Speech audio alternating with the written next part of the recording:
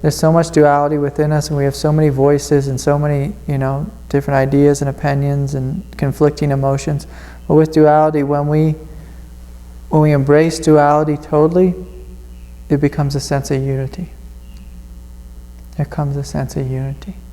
Because it's like we're willing to meet it all, and as we meet it all, what's not true will burn up, and what's true will remain.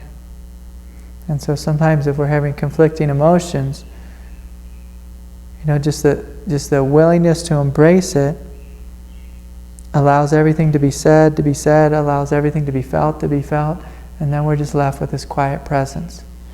Now if we indulge in the duality, if we listen to the different voices, or we start having one voice talk to another voice, and then some different opinion come forward, and then we're resisting them, and we're trying to get rid of them, and that tends to just make it all continue longer and longer and creates more insanity. But it's a funny thing is when we embrace it totally, everything tends to line up. Not always right away. There tends to be a little period where we work with it a little bit. It's like more things you're like, oh, you're going to embrace this. Yes, and that's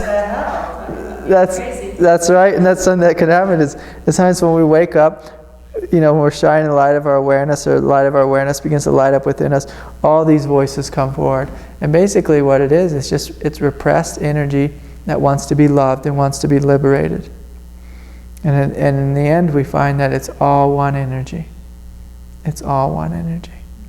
And it's quite a beautiful thing. It's quite a beautiful dance if we're willing to meet it. And it just requires a gentle discipline of, it's almost like we feel it, we love it, we honor it totally, we listen to it totally, yet we don't believe in it. We don't believe in it. And that's where people get fooled, is people go to embrace something, and then they either indulge it, through believing it, or they argue with it, or they resist it. And all those things just make it spin more and actually keep it all alive more, versus being like, okay, I'm going to listen to you all and embrace you all fully, and then it's like everyone, throws tomatoes and crap and all kinds of stuff gets spun out, and all the while there's this wonderful, quiet, simple presence there. And in the end, what we find is there's a wonderful, quiet, simple presence that's here, minus all the conflicting energies. Yeah. Being patient and compassionate, truth will eventually reveal itself. Confused. Yeah. Truth is absolutely there. In fact, one of my teachers once said to me that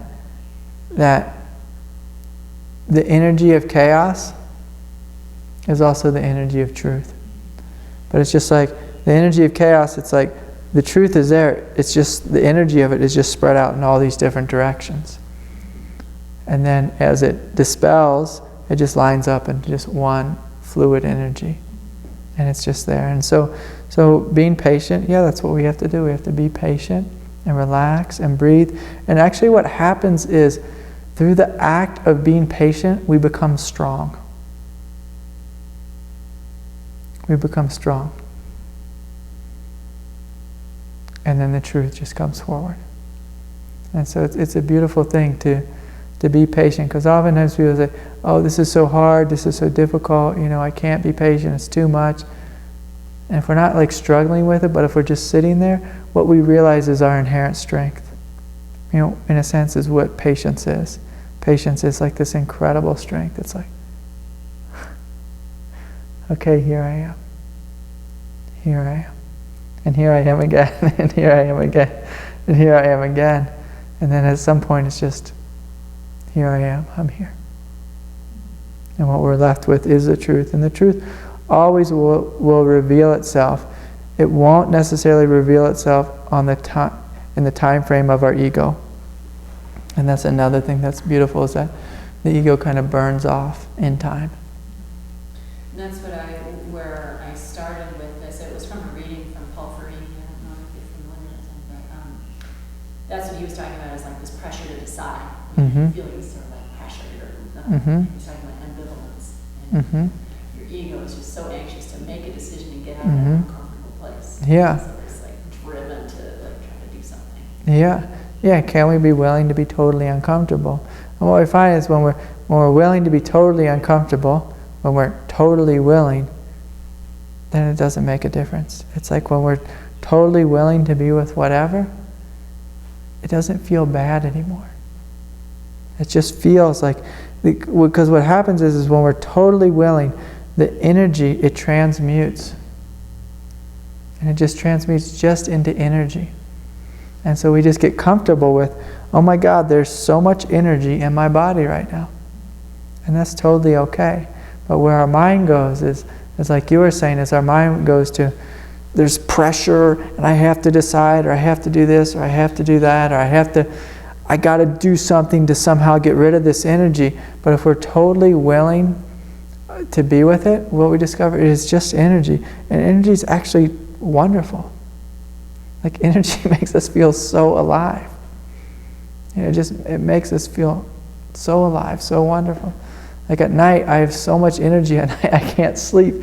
And as long as I resist it, I suffer. I'm just like, God, I just need to sleep. I'm going to be so tired and this and that. And if I just realize, I can't sleep. I have lots of energy in my body. Am I tired? No, I'm not tired at all. I'm actually wired with energy. And it's not bad. Nowhere in there is it bad. There's just this thought or belief, I need to get rid of this so that this experience can be over. But if we embrace the experience fully, then it's just like, oh wow, look, lots of energy. Oh wow, look, lots of emotion. Like with anger, if we look at anger, if we resist anger, if we indulge anger, it comes out of our mouth in unskillful means. But if we fully embrace anger, it transmutes right into power. If we totally embrace sadness, what comes is this incredible strength of tenderness, this wonderful unity and intimacy with life. But not many people know that, because we're so scared, we're so terrified, because our nervous system is telling us if we give ourselves, to anger, I'm going to, punch a wall, or I'll go crazy. If I give myself to sadness, I'll be sad forever and it'll feel terrible. But if we're really honest, like deeply honest with the feeling of sadness, sadness doesn't feel bad. It just feels like a river just flowing through us. Same with anger. Anger is just like a volcano of power just going through us. There's nothing bad about it. It's actually incredible if we're willing to be fully and totally open with it. And so, this is something that we play with and we investigate for ourselves and experience totally with ourselves and see if there's truth in it. But we have to do it 100% completely. It can't be something that we just be like, oh, I'm going to check out and see if I can transmute the power of anger. So we try to micromanage it. It's like, I don't know, it's like our ego is just trying to micromanage anger, which is just another form of resistance. We give ourselves totally to anger. It's power. And it's a beautiful thing. It's just energy. This whole world is just made up of this vibrant, alive, incredible energy.